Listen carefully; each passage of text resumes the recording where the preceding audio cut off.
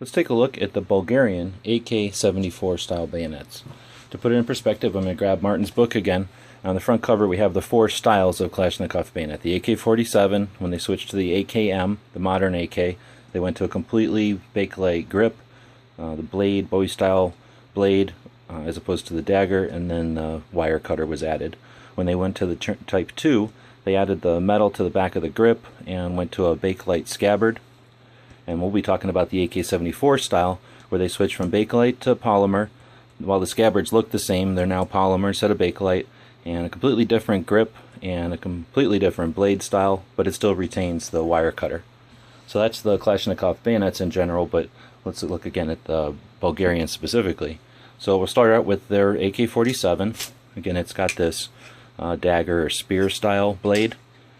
Then they don't have an AKM Type 1, so when they go to the Type 2, it's got the Bowie style blade, and Dano, you might be careful, there's a lot of cosplaying in this one.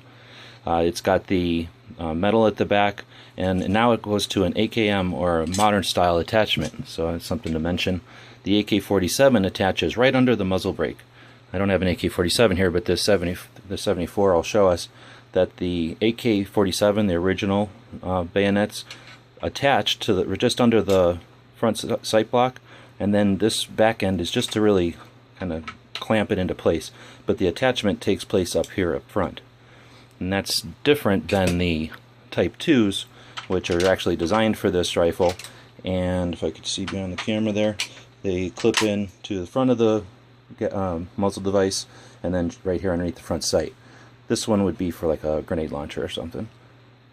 So this attachment, the more modern style attachment method, was for the AKM and the AK-74s. This was the early AK-74 bayonet. Now we'll be taking a look at the actual focus of this video, the AK-74 bayonets from Bulgaria.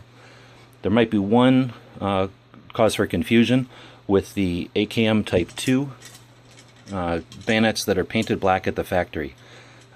They might look a lot like a German or a Yugo, but if you look at them, they do have the Bulgarian marks. The reason I mention these is because they're black. They do get confused sometimes with AK-74s. The good news is for collectors, these are pretty difficult to find, so you probably won't see these everywhere. But what you might have trouble figuring out or identifying is the AK-74 from Bulgaria versus an AK-74 from Russia. So here's a Russian sample. Take a quick look at it. And again, like the Type 2s, it's really easy to be an expert on these. Only two countries made the AK-74 style, Russia and Bulgaria. Russians are typically the ones that have this plum. Now I don't have the most plum one out here, but this is what a plum looks like. It's a variation in color, and it can be more or less kind of plum color. The blades, though, are basically the same. The grips and everything, the manufacturer is pretty much the same. But just like the Type 2s, the easiest way to tell the difference is the Russians have a Russian factory mark, almost always a triangle, and I forget if they have a mark on the, they don't have any marks on the bayonet itself. But if we look at a Bulgarian, again, pretty much the same, but a couple of major differences. We see the double circle 10 for the Arsenal factory there, and on the scabbard where the Russians would have the Russian factory mark in the material, the double circle 10 is molded right into the material. It's also got some inspection marks. The OTK, I think, is on some of them, and it attaches like the same way as the Type 2. So it would work on this bayonet, or excuse me, this bayonet would work on this rifle, and with the polymer furniture, it's probably, yeah, I guess it's debatable if it's the appropriate bayonet for this particular rifle or not. But that's how the 74s attach. Let's take another closer look at them, though. Like I say, they have a really interesting blade. If I can get it to focus here. It's basically a step design. So while it's one piece of metal, you can see there's a step here and here, which gives it an interesting edge. One side has a bit of a, like a, I don't know if you call them serrations or a saw, but probably effective on something like metal or cardboard or wood, and then an edge or a blade on this side. So it's sort of reminiscent of the spear point or the dagger style, and still has some characteristics of the Type 2s. Still retains the wire cutter, and overall pretty interesting bayonet. Super strong, doesn't have the metal on the back like the Type 2, so you really couldn't pound nails or something with it without kind of mucking it up, but otherwise really interesting bayonets. Now, since we're talking Bulgarians, there is another variant that's hard to explain. I suspect it comes from the modern AK-47s that they're making. So Bulgaria still makes AK-47s. That means they need bayonets for them. So instead of going back to the really old, like 1950s AK-47 bayonet, they've mixed the AK-74 and the AK-47 into this, and it's an interesting one. So now we've got a a nylon belt loop or frog, which is completely different than the leather of the standard AK-74 Bulgarians. We still retain the double circle 10 on the scabbard. I suspect it's probably otherwise the same scabbard as the AK-74s.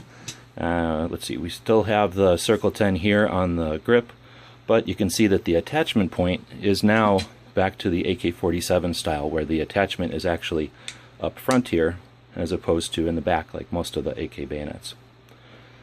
Let's focus it very well.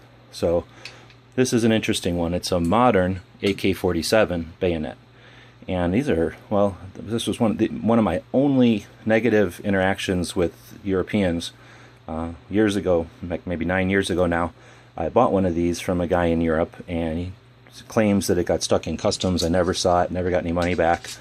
Left a bad taste in my mouth, but what are you going to do? Years later, there's a guy on eBay selling them right now. I'll put a link, if I remember, in the description so you can get one of these. They're under $100 and really cool bayonets.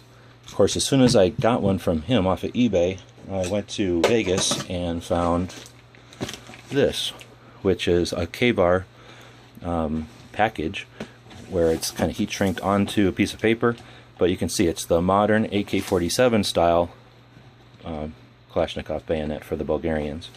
Talking to Martin, guy who wrote the book, he said that K-bar did import these for a bit for use on their rifles. Makes sense. So definitely not taking it out of this packaging. Very cool to find this one just sitting on the back of a shelf at a gun shop in Vegas.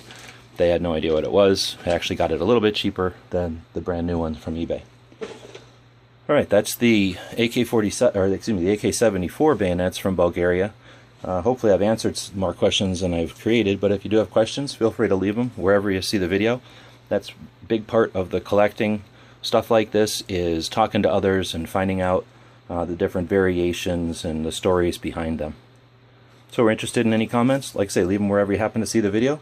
And as always, if I can get this to focus, thanks for watching.